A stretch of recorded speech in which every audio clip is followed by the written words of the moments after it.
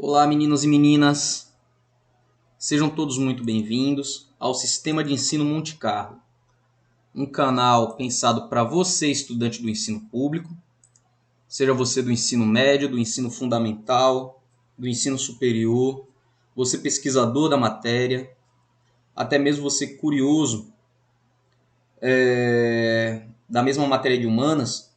Aqui conteúdo quase todos os dias, história, filosofia, geografia, conteúdos que expandem e fertilizam seu senso crítico, seu senso analítico, seu senso perceptivo de sociedade, né?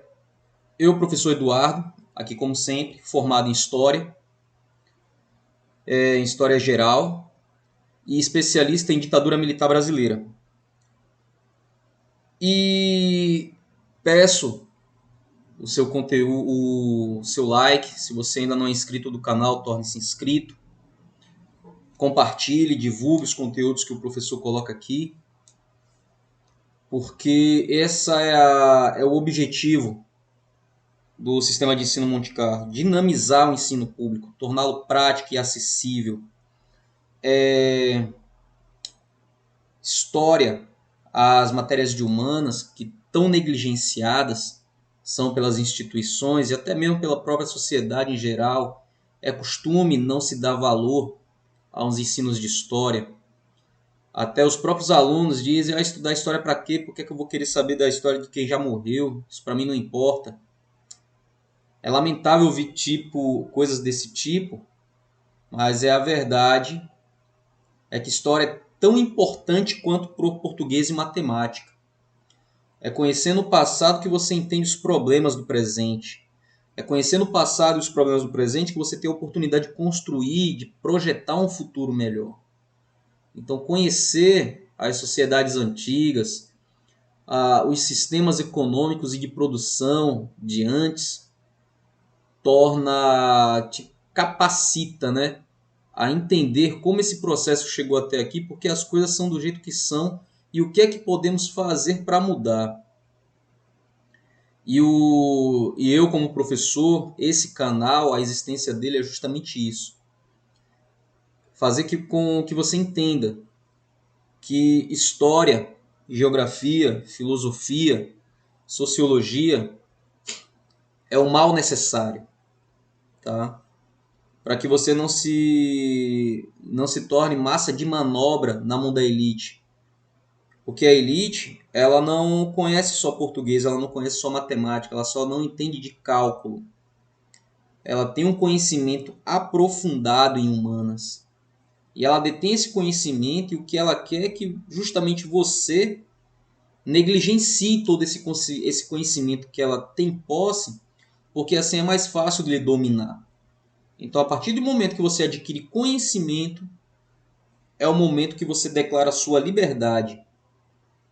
É o momento em que você se entende e se coloca como ser pensante dentro da sociedade. Tá bom? Mas sem mais comentários, senão a gente estende muito a aula.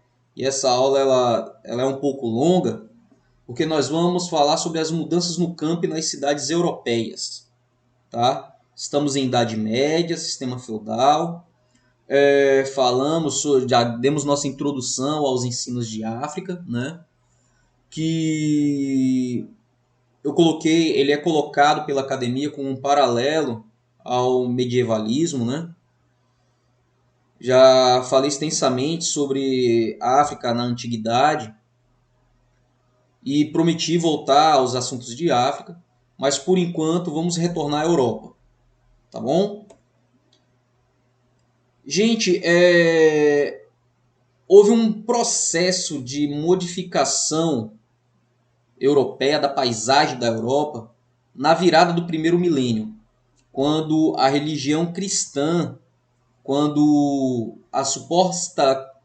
o suposto nascimento de Cristo, ele completa um ano. Um ano não, perdão. Quando ele completa 1000 anos, o nascimento do Cristo e a fundação da igreja cristã, da igreja não, mas da comunidade religiosa denominada como cristianismo, por ter sido a ter levado os ensinamentos de Cristo, né? E após sua morte, aí sim, esse projeto se tornar uma instituição religiosa, ao qual nós chamamos hoje de cristianismo, né? Seja ele católico, ortodoxo ou evangélico, que alguns chamam de protestantismo. Então, na virada do primeiro milênio, quando o nascimento de Cristo ele completa 1000 anos, há uma luta, há uma busca por ostentação religiosa, construção de templos religiosos, reforma da instituição monumental, né? E eu trouxe para início esse relato de um vivente do ano de 985, que ele viveu nessa virada do primeiro milênio, onde em suas memórias ele diz o seguinte: como se aproximava o terceiro ano que se seguiu ao ano 1000, viveu-se em quase toda a Terra, no caso a Terra, o que ele entendia de mundo era a Europa, mas sobretudo na Itália e na Gália, essa necessidade de renovar as basílicas das igrejas, embora nenhuma necessidade tivesse disso. Uma emulação levava cada comunidade cristã a ter a mais suntuosa do que as outras. Era como se o próprio mundo tivesse sido sacudido e despojava-se de sua vestidez e se tivesse coberto por toda parte um manto branco de igreja. Então mostra que o relato dele indica, né, essa busca ostensiva para construir e se reformar templos religiosos. Essa testemunha viveu muito tempo na igreja francesa de Borgonha e sua vida transcorreu em torno do ano 1000. Data considerada um marco simbólico das transformações que ocorriam na Europa Ocidental. Tá? E, segundo Raul, a onda de construção de novas igrejas e de reforma às antigas não se deveu à condição precária daqueles edifícios. Eles não estavam em ruína, eles não precisavam de uma reforma. Mas o que houve foi uma espécie de disputa sagrada, entre aspas, pela qual cada comunidade pretendia superar as outras pela beleza e riqueza de seus templos. Mesmo com a importância da religião para o homem medieval, o movimento de construção que chamou a atenção de Raul dependia de algumas condições para se realizar, como a mão de obra, técnica e recurso. Até por volta do ano 1000, agora um contexto social, né? A tudo isso que estava acontecendo dentro da igreja. A desnutrição e as frequências de crise de fome foram as principais razões das altíssimas taxas de mortalidade na Europa medieval. Após o século XI, a fome não desapareceu completamente, mas se tornou menos frequente e mais localizada. Houve um aumento na produção de alimentos que permitiu reduzir as mortes por fome e desnutrição. Em primeiro lugar, destaca-se a ampliação das áreas cultiváveis, e isso ocorreu porque a agricultura medieval era extensiva, porque ela exigia demais do solo sem dispor de muito recurso para recuperá-lo. Não era comum a utilização de adubo, né?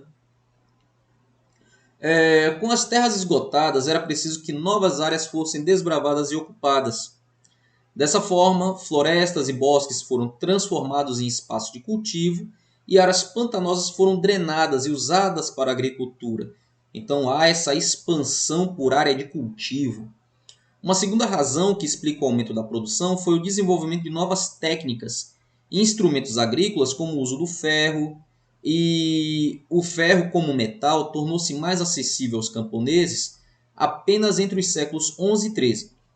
Isso foi essencial para aprimorar os instrumentos agrícolas da época e, principalmente, a difusão de um tipo especial de arado, que era a charrua. Aqui ao lado eu coloquei uma fotografia, né, uma imagem, do que era a charrua do tempo medieval, com o apoio para se acoplar aqui o animal e a base de ferro aqui para poder rasgar o solo para o plantio. Essas relhas de metal abriam sulcos mais profundos na terra, ao mesmo tempo que misturavam as camadas do solo com o esterco, tornando mais fértil. Agora perceba como os avanços técnicos atuavam em conjunto com outras melhorias, né? Era um efeito dominó. Um elemento vai melhorando outro elemento e isso aí vai exigindo a necessidade de melhorar um outro elemento. Ou seja, por ser pesada, a charrua só podia ser puxada por um animal de tração mais forte, que passaram a ser atrelados ao peito e não mais ao pescoço. Isso aumentou a capacidade de tração e de transporte, favorecida também por inovações promovidas nas carroças com a introdução do segundo eixo móvel. Nas propriedades rurais do norte da Espanha, também se usou o cavalo, animal tão forte quanto o boi, mas bem mais rápido, porque ele é mais leve. Até meados do século XX, os historiadores pensavam que os europeus dos primeiros séculos da Idade Média lutavam praticamente de mãos nuas contra um rigoroso e opressor meio rural. Os instrumentos agrícolas seriam muito primitivos e rudimentares, construídos pelos próprios camponeses basicamente com madeira endurecida ao fogo. Só que recentemente alguns historiadores vêm insistindo no exagero dessa forma. O argumento é que ela foi elaborada mais com base em preconceito do que com análise das fontes escritas de forma cuidadosa e a utilização da arqueologia no período. Seja como for, o aperfeiçoamento dos instrumentos agrícolas com o uso do ferro ocorreu de uma forma mais efetiva entre os séculos XI e XIII. Na Idade Média, ainda não era comum o uso de adubo, tá? Por isso, o cultivo precisava ser planejado para permitir que uma parcela de terreno passasse um período em repouso, que ela ficasse improdutiva por um tempo, recuperando naturalmente a sua fertilidade. Os poucos animais domésticos eram mantidos nessas áreas para que ajudasse a recuperar o solo. Esse sistema ficou conhecido como sistema trienal. As terras cultiváveis eram divididas em 3 partes a cada ano, enquanto 2 delas eram mantidas em atividade, a terceira ficava em repouso. Comparativamente ao sistema bienal, o sistema trienal tinha a vantagem de permitir 2 colheitas anuais, uma de cereal de inverno e outra de primavera. Este era, portanto, mais seguro, além de garantir um aumento da produtividade, possibilitava que a perda de uma colheita fosse amenizada com a outra. Um terreno de cultivo dividido em 3 partes, onde em 2 se planta, uma descansa.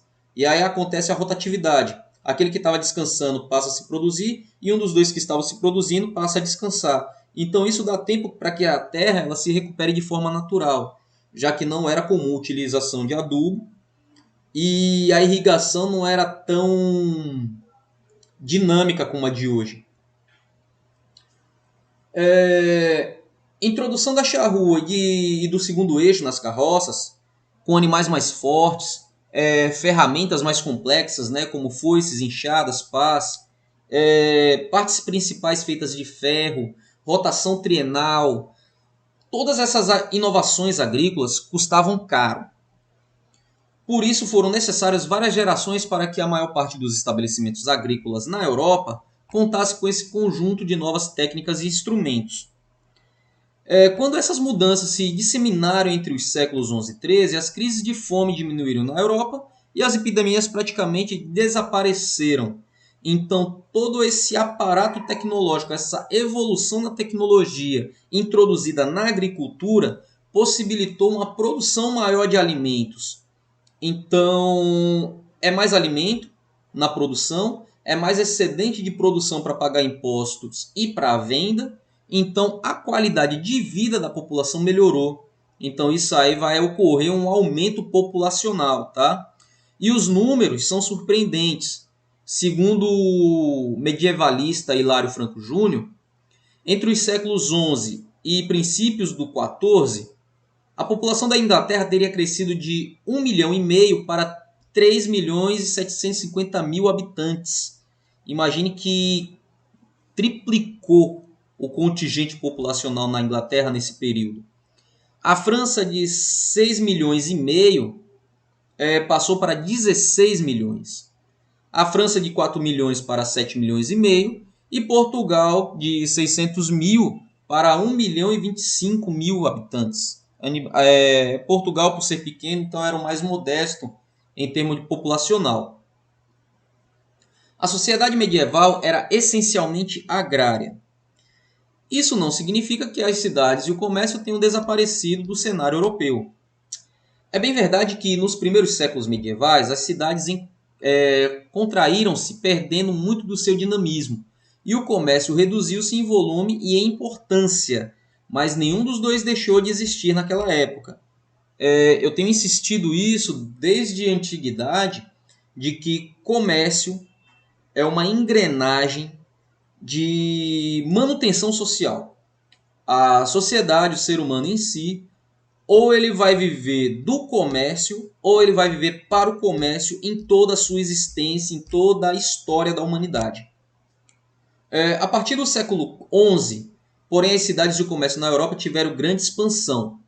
O desenvolvimento de novas técnicas agrícolas e o crescimento demográfico criaram excedente de mão de obra nos campos, ou seja, uma quantidade maior de trabalhadores do que era necessário para o cultivo, e com isso muitas pessoas migraram em busca de terras virgens para o cultivo e deslocaram-se para as cidades. Nas antigas cidades, os sinais mais evidentes dessa mudança foi o surgimento de novas habitações em torno das muralhas, as muralhas que cercavam o feudo, né? E essa aglomeração foi inicialmente chamada de burgo, e seus habitantes de burgueses. Lembrando que o contexto de burguês na Idade Média não é o mesmo contexto de burguês para a atualidade. E nesse período, as maiores cidades do Ocidente, como Londres, Veneza e Paris, chegaram a reunir até 200 mil habitantes. Aquela cifra de 1 milhão, de 1 milhão e meio, de 16 milhões, isso é o contingente de dentro do feudo, da área rural. Esses 200 mil habitantes, nessas principais cidades citadas, são o aglomerado populacional que vão se formar atrás dos muros dos feudos, tá? Para não confundir esses dois dados. Não podemos, contudo, considerar que as características das cidades atuais existentes na Europa medieval, naquele período, o campo predominava em relação à cidade, e não era incomum, por exemplo, encontrar no interior das muralhas atividades pecuárias e até mesmo terras cultiváveis. Então, as características atuais elas não podem ser consideradas naquele período, tá? Não vai imaginando que você vai chegar na França medieval, que você vai encontrar pavimentação e a Torre Eiffel lá. É hilário, né? Chega a ser irônico e uma piada até sem graça. Mas às vezes acontecem essas confusões, principalmente com os alunos do ensino fundamental. É difícil mostrar a esse aluno, o fluxo temporal, né? Que existe um processo de evolução na história. É como se as coisas já existissem da forma que estão. E não é assim. Desde a queda de Roma, agora falando sobre a escolástica, né? A escolástica que é a junção de fé e razão. Diversos padres da Igreja Católica tentavam colocar a razão a serviço da fé. Um dos principais representantes dessa corrente foi Santo Agostinho. Na nossa playlist de filosofia tem material lá falando sobre São Agostinho, tá? Dá uma passadinha lá para revisão. Essa questão tornou-se mais importante na Baixa Idade Média, quando filósofos como São Tomás de Aquino, também tem vídeo dele lá na nossa playlist de filosofia, acreditavam poder explicar a existência de Deus por meio da razão. E essa corrente ficou conhecida como escolástica. A escolástica era ensinada nas universidades europeias, e as principais universidades foram a de Bolonha, na Itália, fundada em 1088, e a de Paris, na França, criada em 1170. Essas instituições eram frequentadas principalmente pelos membros da burguesia, que desejavam se apropriar do conhecimento produzido pela sociedade ocidental. Observe que a introdução do nosso vídeo eu falei sobre isso aqui, busca de conhecimento. Esse burguês da Idade Média, que não é o mesmo contexto de burguês da nossa atualidade, mas o burguês da atualidade ele tem seu embrião aqui.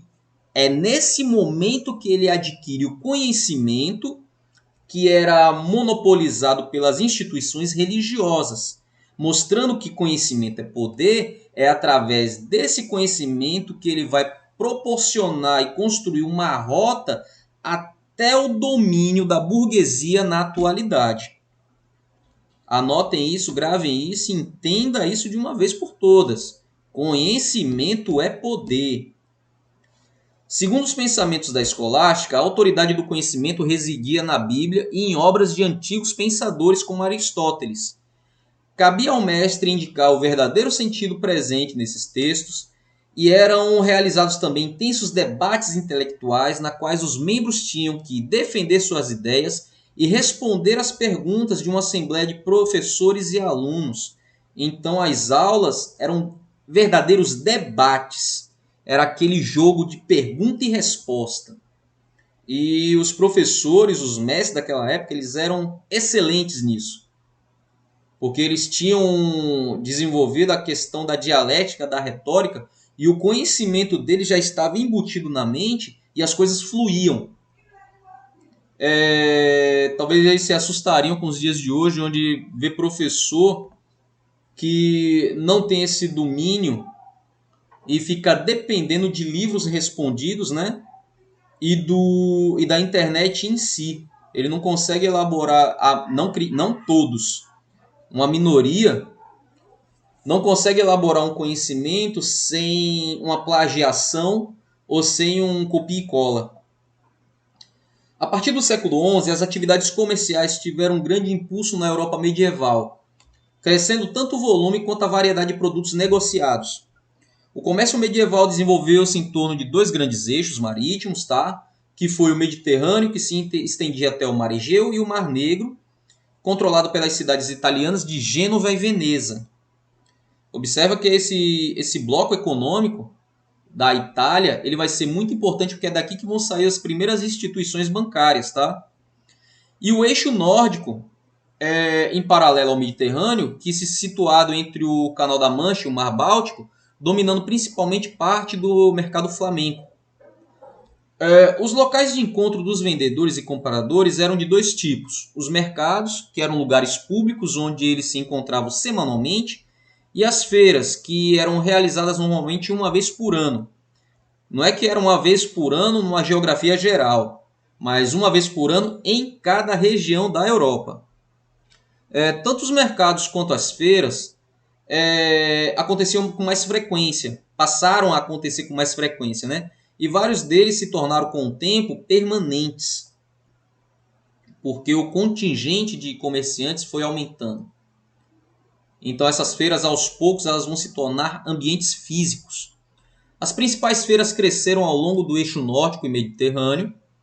A lã bruta, por exemplo, comercializada nas feiras da Inglaterra, eram manufaturadas na região de Flandres, situada na atual Bélgica. Os tecidos depois eram vendidos por comerciantes flamencos na Alemanha, na Rússia e na França, de onde seguiam para o Mediterrâneo.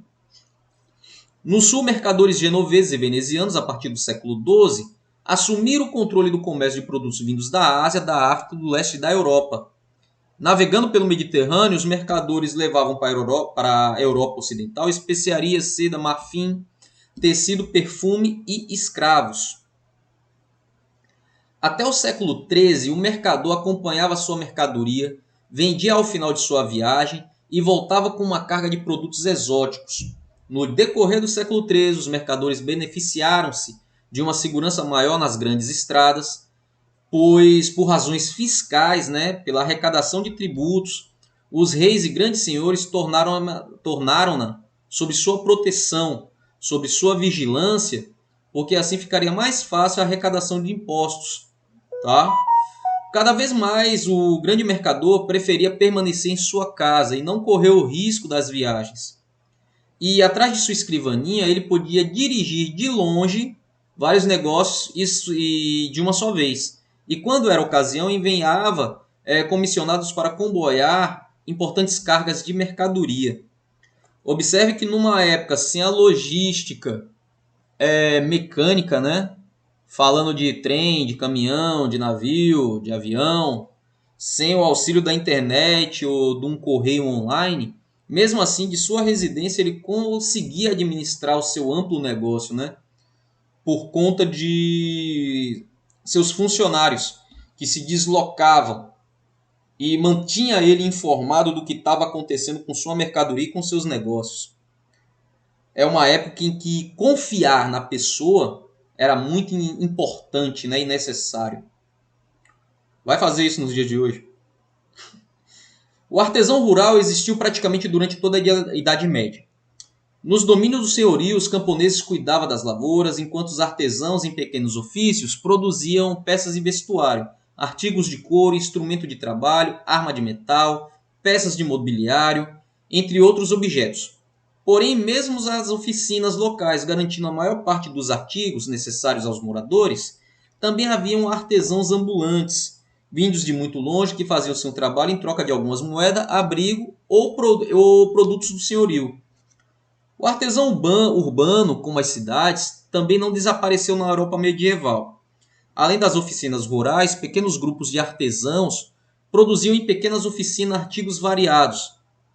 Mas foi apenas a partir do século XI, com o crescimento populacional e urbano, que o artesão especializado se espalhou pelas cidades.